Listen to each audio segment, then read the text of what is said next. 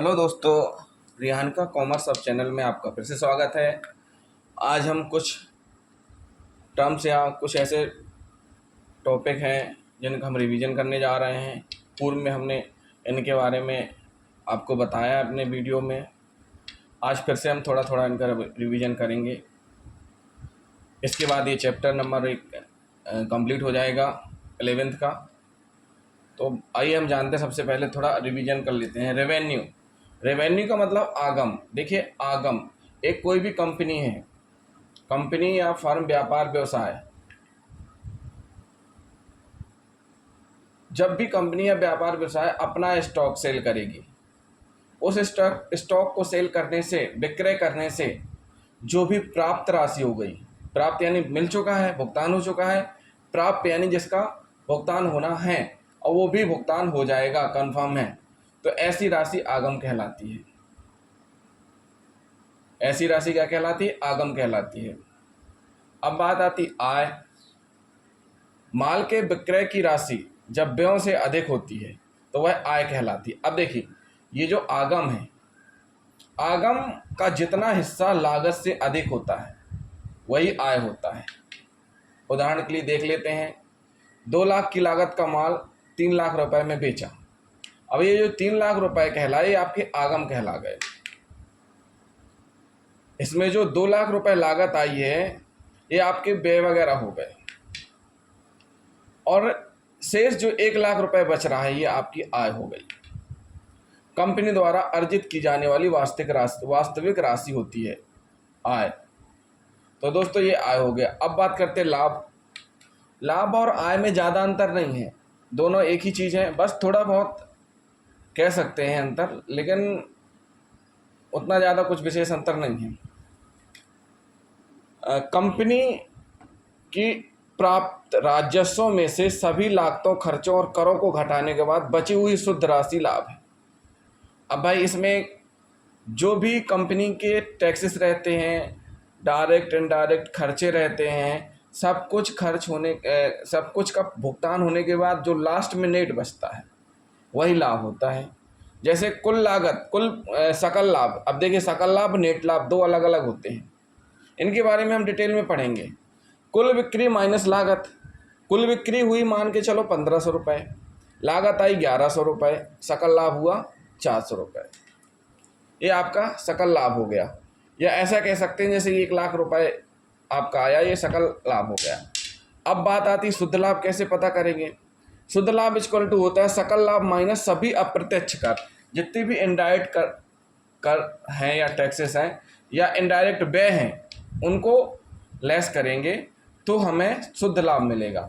अब मान लीजिए वेतन, जो भी कोई भी कंपनी है, राम है, श्याम है, जो भी है, वेतन के लिए 120 रुपये लिए उनने, और जहाँ पे फर्म संचालित हो रही है उसका किराया 80 रुपये है, तो टोटल भुगतान कितना हुआ? 200 हुआ। सकल लाभ कितना है? 400। तो शुद्ध लाभ बराबर क्या हो जाएगा? 400 में से ये इनडायरेक्ट व्यय, जो अप्रत्यक्ष व्यय है, वो खर्च लेस हो जाएंगे, तो 200 रुपये आपका शुद्ध लाभ बचेगा। तो दोस्तों, शुद्ध लाभ और आय में ज़्यादा अंतर नहीं है, बस थोड़ा सा अंतर है। इसके बारे में हम डिटेल में सकल लाभ, शुद्ध लाभ क्या होती है आगे पढ़ेंगे। बस आप ये समझ लीजिए कि कंपनी की जो भी प्राप्ति होती है उसमें से सभी लागतों, खर्चों और करों को घटाने के बाद जो शुद्ध राशि बचती है उसे हम लाभ कहते हैं। अगला है मुनाफा। अब देखिए, लाभ और मुनाफा दोनों एक ही जैसे शब्द हैं, गेन, लेकिन मुनाफा थोड़ा अलग है। और ये जो आगम, आय, लाभ, ये तीनों एक ही हैं, मतलब एक ही प्रकार के स्टॉक से बिक्री होती है। मतलब कह सकते हैं कि जिस प्रकार का आपकी कंपनी व्यवसाय कर रही होगी, उसका उस प्रकार के स्टॉक को विक्रय से जो राशि प्राप्त हो रही है उसी में से होगा। लेकिन मुनाफा में थोड़ा सा अंतर है। मुनाफा में एक्चुअली में होता क्या है कि किसी भी व्यापार में स्टॉक के अतिरिक्त, यानी जिस चीज़ का आप व्यापार कर रहे हैं, जो जैसे आप खिलौने का व्यापार करें, तेल का व्यापार करें, कपड़े का व्यापार करें, या जो भी करें व्यापार करें, उसके अलावा अगर मान के चलो आप कहीं कपड़े का व्यापार कर रहे हैं, वहाँ कोई संपत्ति विक्रय की जाती है, अब वो पुरानी हो गई है, अब उसकी जगह रिप्लेस कर दिया, नई आ गई, तो वो जो संपत्ति का विक्रय आप कर रहे हैं, आपने उस संपत्ति से मुनाफा कमा लिया, मतलब संपत्ति का सही यूज कर चुके हैं आप, उससे लाभ ले चुके हैं, उससे उसके ऊपर जितना खर्चा आया था खरीदने में उतना निकाल चुके हैं, उसके बाद भी उस संपत्ति का विक्रय कर रहे हैं। तो जब उस संपत्ति का विक्रय आप करेंगे तो उससे जो भी प्राप्त राशि होगी वो आपका मुनाफा होगी।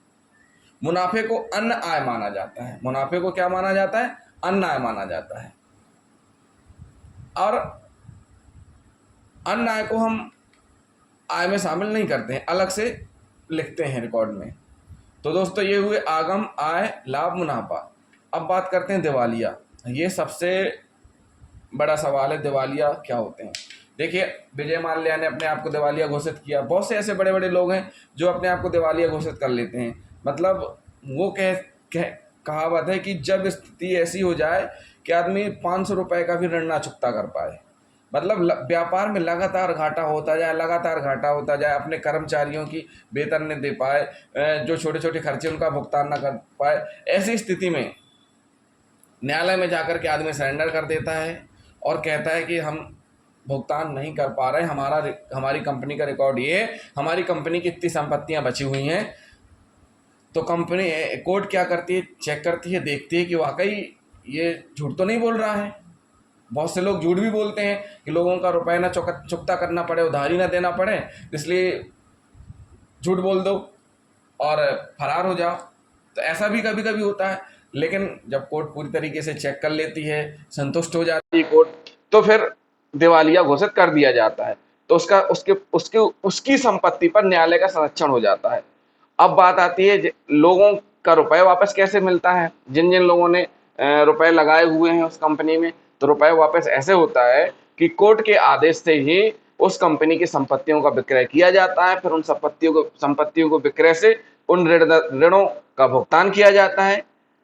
उसके बावजूद भी अगर ऋण भुगतान, सब संपत्ति बिक गई, फिर भी